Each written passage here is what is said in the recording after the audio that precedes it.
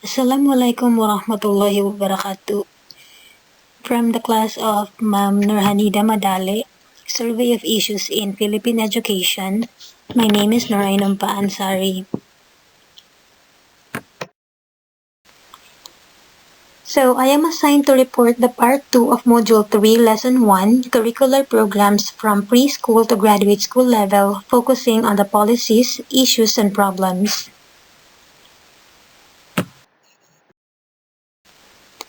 Okay, so before we start, I'd like to set our expectations that at the end of this video report, we will be learning and identifying some of the considered major problems as far as I have researched of the Philippine education in terms of access to basic education, quality of basic education, weakness or ailments of the public school system, and critical areas requiring priority attention.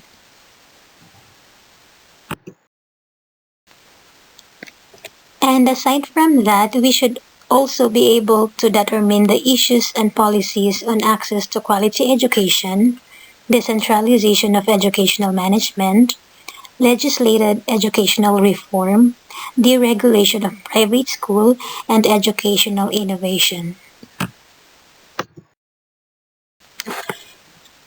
So our first topic will be the problems of Philippine education.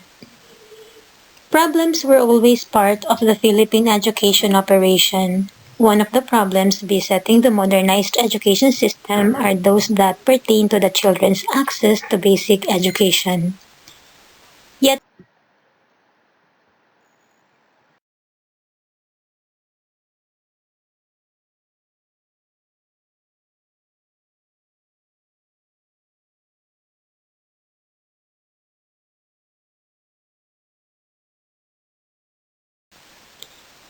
so the first problem that we will be discussing is the access to basic education, because either we admit it or not, this is the major problem not only in the Philippines, but most third world countries are facing.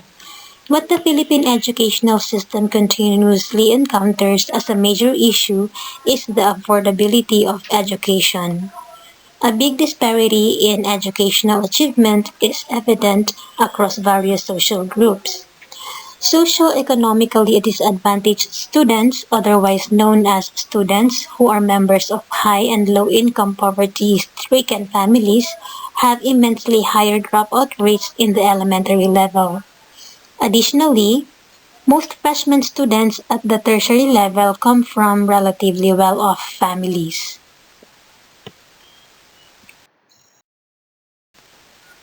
Second is the quality of basic education. The quality of basic education has been immensely affected by these inadequacies in terms of school buildings, teachers, instructional materials, and equipment that have not been fully provided in schools.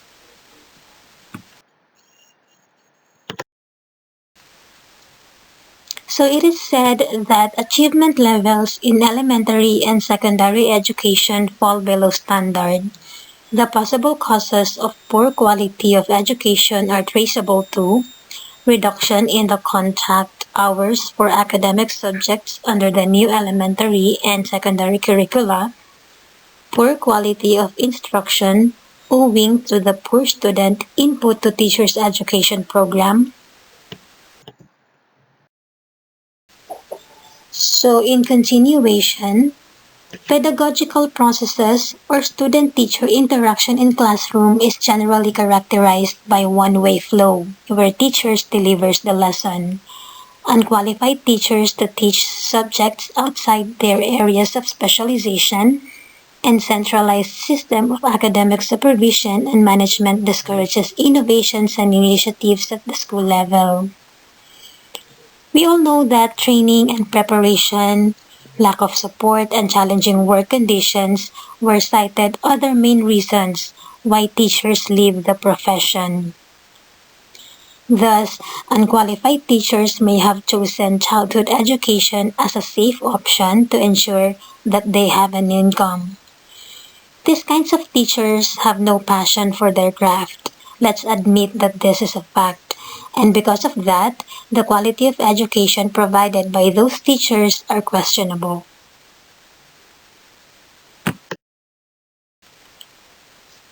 The deteriorating quality of education. So there are multiple factors which have led to low educational standards. Studies and fact-finding commissions have shown that the deteriorating quality of education is due to the reasons on the next slide. Low government budget for education, poor quality of teachers, poor management of schools, poor school facilities such as laboratory and library facilities, poor learning environment, the content of the curriculum, inadequate books and science equipment, and the poor method of instruction, shortages of classrooms, and many more. Now let's talk about the weakness of the public school system.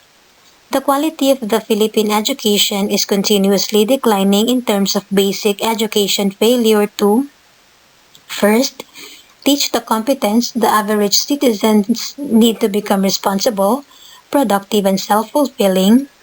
Graduate education is mediocre and failed to generate the research-based knowledge we need to create more jobs and raise value of production. Third, colleges, technical and vocational schools are not producing the manpower we need to develop our economy. And fourth, this decline has been attributed to a number of causes, namely low budget but high enrollment, shortage of teachers, shortage of classrooms, and shortage of textbooks.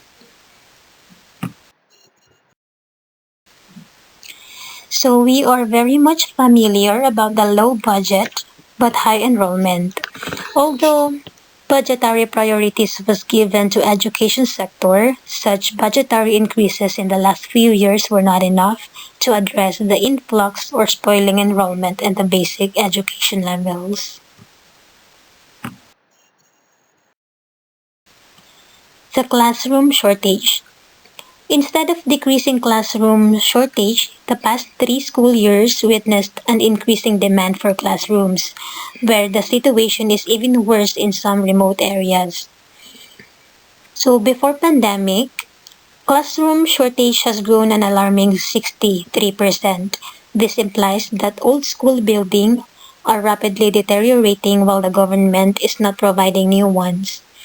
But then again, the problem is where to source the needed funds. This situation is even worse in some remote areas. There are even elementary schools without toilets. There are also barangays that do not have a single elementary schools, municipalities in some regions that neither have public nor private schools.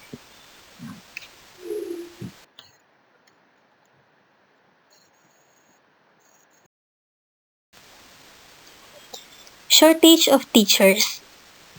Since the beginning of 1990, the number of public school teachers has decreased 13%. So imagine the acute shortage is forcing some mentors to handle 2 or more grade levels. Latest available data shown that almost 20,500 teachers handle multi-grade classes. Public high school teachers are focused to handle a maximum of 9 academic subjects. This situation not only drains the energy of teachers, but also affects the learning process of their students. Teachers with excess load naturally tend to relax or rest at some points because of stress and fatigue. And the last one is the shortage of textbooks. On the average, 7 students share the use of textbook in each of their subject. This is also due to poverty or lack of the affordability for basic education. Most children cannot afford to buy their own books.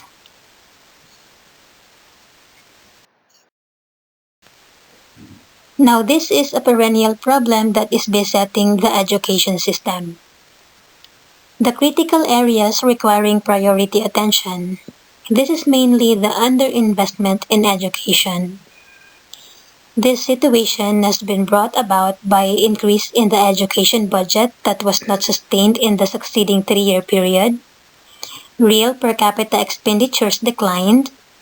The growth in the universal size of the education budget was attributed to the growth of salary input, which account for about 80% of the total education expenditures, and due to lack of funds, the education sector has failed to take advantage of recent technological advances. Example of this is the computers that are practically non-existent in most public schools, especially those in the remote areas.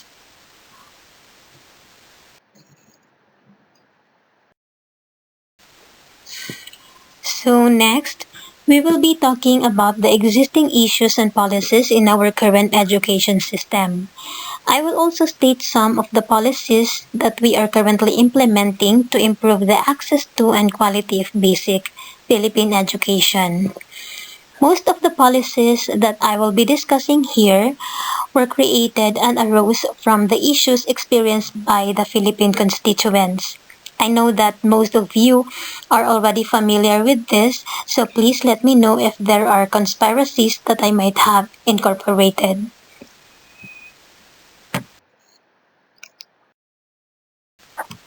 The establishment of schools.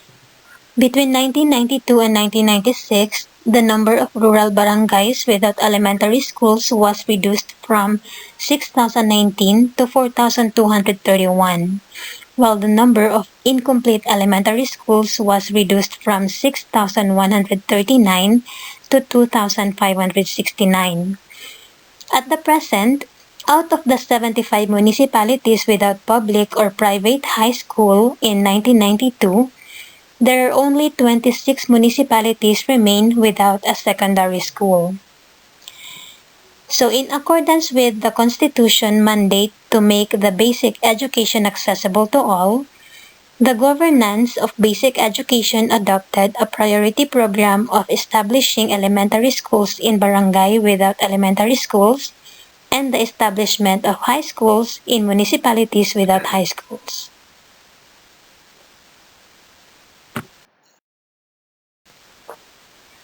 Creating item position for teachers.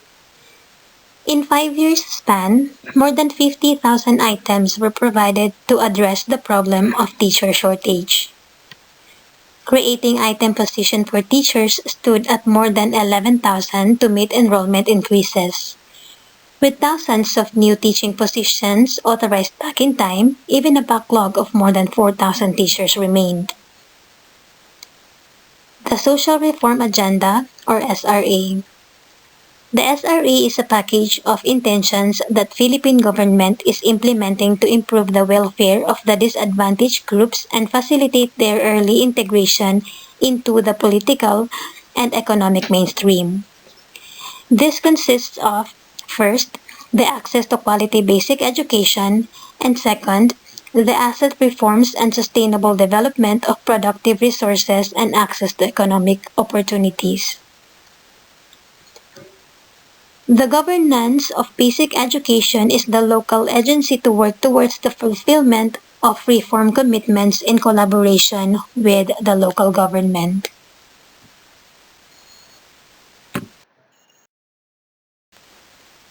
Entry age for Grade 1 and National School Enrollment Day.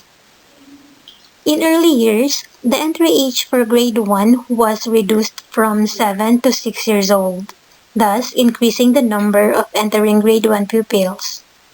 To enable governance of basic education, adequate time to plan effectively for teaching assignment, classrooms and textbooks, an early enrollment day for entering Grade 1 pupils is adopted. Thus, the National School Enrollment Day was practiced.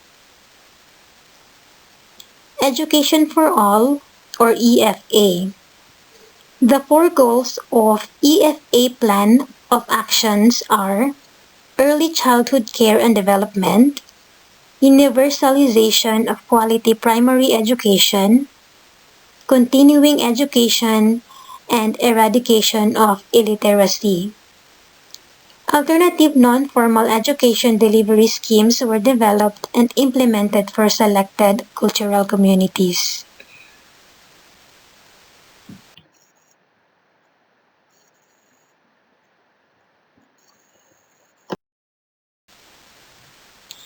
The non-formal education or NFE. This scheme aims to raise the literacy and numeracy skills of the poor to enhance their capacity to engage in self-help and community development activities. It seeks to expand access to basic education by establishing an NFE equivalency and accreditation system and alternative learning program to serve community with high dropouts and low participation rate. The activities of NFE are focused on literacy classes and skills development. Multi-grade or MG. The multi-grade schooling program was implemented via provision of MG instructional package, training of teachers and supervisors, and monitoring and evaluation of program implementation.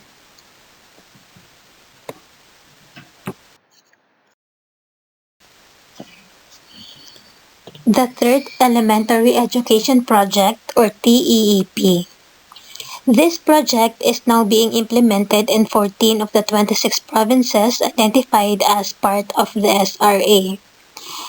The objectives of this project are threefold, namely, to improve learning achievement, completion rates, and access to quality elementary education, build the institutional capacity of Department of Education, Culture and Sports to manage change, and actively involve the community and the local government in educational programs.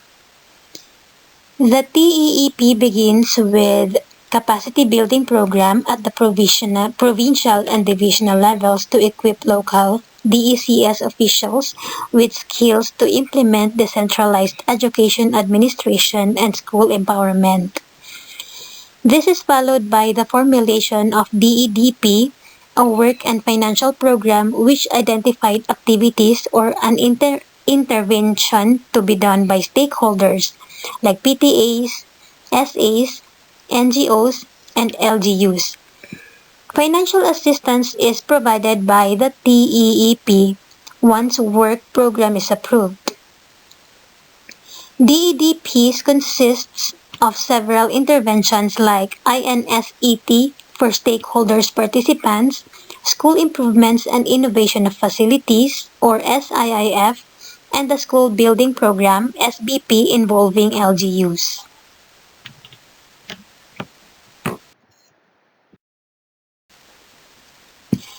The lengthening of school days. Science was reintroduced as a subject in grades 1 and 2. Contact hours were increased in English, science, and math subjects for the elementary level, and English and science subjects for high school levels. The replacement of values education in the third and fourth year with English, math, and natural science subjects was permitted to private schools.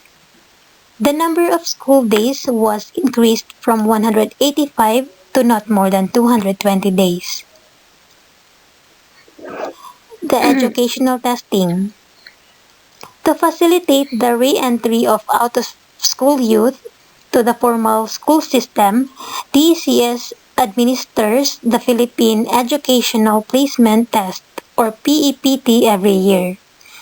The examination is designed to assess the knowledge, skills, and work experience of out-of-school youth and average youth in school and to determine their appropriate level in the formal system.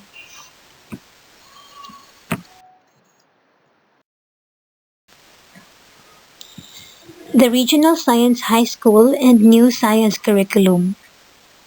Science and technology were given emphasis via establishment of Regional Science High School in each of the 16 regions. New science curriculum has been developed by Department of Education, Culture and Sports, which was initially implemented in 5 national high schools. The curriculum for the first year through fourth year would concentrate on academic subjects in science, while fourth-year curriculum would focus on hands-on training in instructional and agricultural science.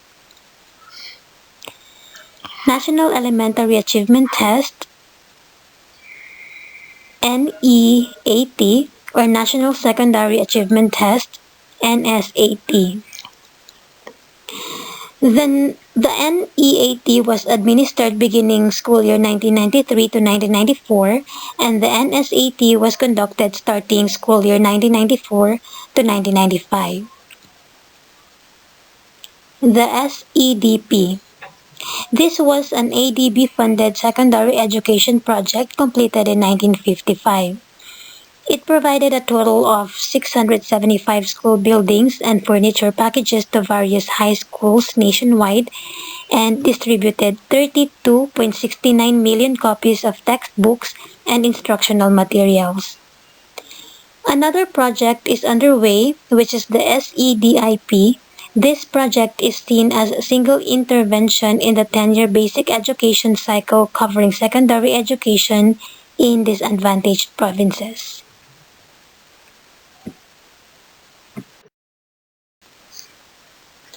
The 10-year Master Plan for Basic Education from 1996 to 2005. This 10-year master plan was anchored on a policy of decentralization and modernization of the basic education.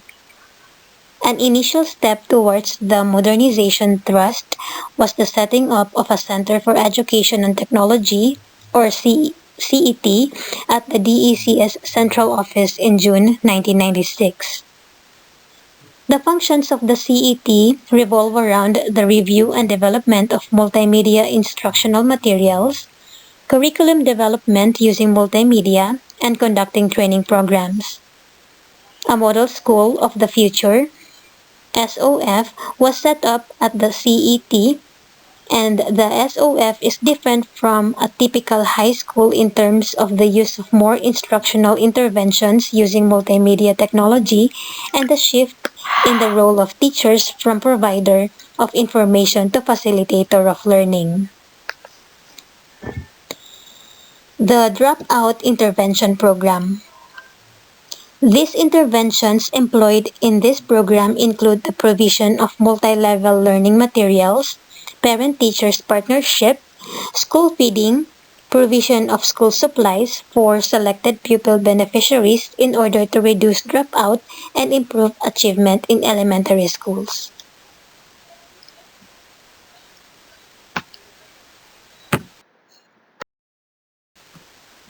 The Preschool Program. This program aims to provide 5-year-old children in disadvantaged areas time for early peer socialization and learning activities before starting grade 1. The program on early childhood experience was integrated in grade 1 curriculum. The first 8 weeks are spent on games, songs, exercises, and play activities to make children feel that school can be pleasant and enjoyable. The regular grade 1 curriculum starts on the 9th of the week. Teachers assigned to the program were trained on the use of ECE instructional materials. Project Basic Education, Leadership Enhancement for Effective Results, and Accelerated Learning Program for Elementary School. PROBE was aimed at improving the English comprehension among elementary and high school students and to enhance education in grades 5 and 6. And in the first and second year high school, LEADER was initiated to develop higher levels of learning skills among pupils in Sibika at Kultura, Geograpia, Kasaysayan, and then ALPS provides that the public elementary school pupils are promoted to the next level if they pass the ALPS examination, knowing that they are too intelligent to remain in their respective school levels.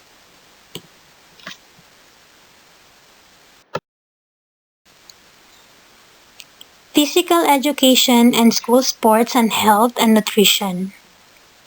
The Bureau of Physical Education and School Sports would produce books and audiovisual materials for physical education teachers. To complement the use of these materials, the Bureau conducts training for PE teachers, coaches and trainers, and health and nutrition revitalized the school feeding program to improve the nutritional status of school children via provision of safe, cheap, and nutritious food in the school canteen. Proceeds are to be used to purchase foodstuffs for supplementary feeding of undernourished and indigent pupils. Lingua Franca Education Project.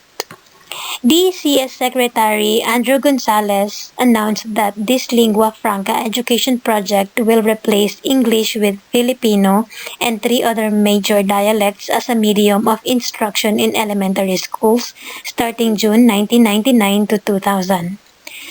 The project aims to probe a theory that pupils learn faster when the subjects are taught in the vernacular or native tongue. When pupils move on to grade 2 and 4, they would be taught in Filipino except when the subject is English. In grades 5 and 6, all subjects will be taught in Filipino except in math, science, and English classes.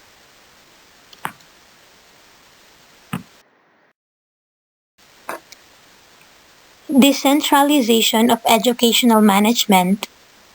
A recent policy of the DECS is the empowerment of school principals. Substantive decision-making powers are vested in the school head to provide him or her with more administrative authority and corresponding accountability for improving teaching competencies and raising pupil achievements. Plantilla items for teachers who are designated officer in charge or teacher in charge of schools are upgraded to become plantilla items of school principals in the said school. Computer-based information systems have also been developed for use in the regional offices, division offices, and schools.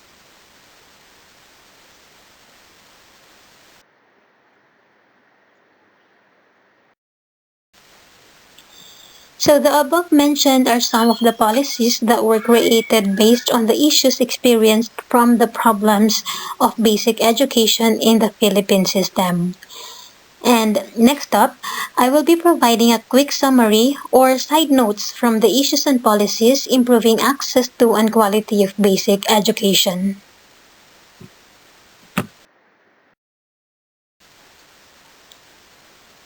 So what is the centralization of educational management? The term decentralization in public education refers to a process that transfers administrative and financial decision-making powers from central ministries of education to local governments, communities, and schools.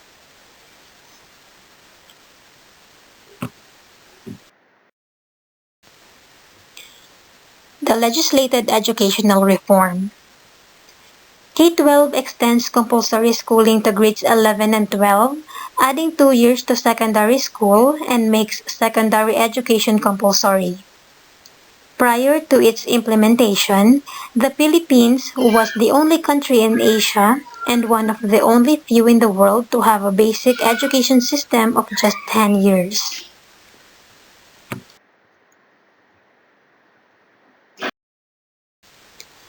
Deregulation of private school. From the Republic Act No. 6139, an act to regulate tuition and other school fees of private educational institution, providing for the settlement of controversies thereon and for other purposes. Section 1. It is hereby declared to be the policy of this Act to regulate tuition and other fees charged by private schools in order to discourage the collection of exorbitant and unreasonable fees.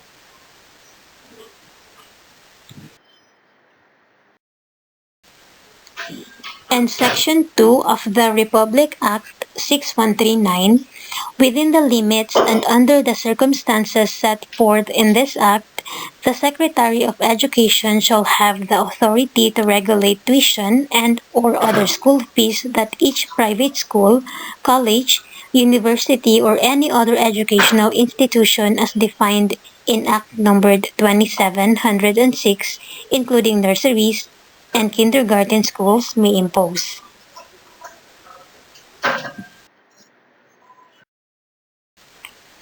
And the last one, educational innovation. Those products, processes, strategies, and approaches that improve significantly upon the status quo and reach scale. Systems and programs at the local, state, and national level, in their quest to improve, should be in the business of identifying and scaling what works.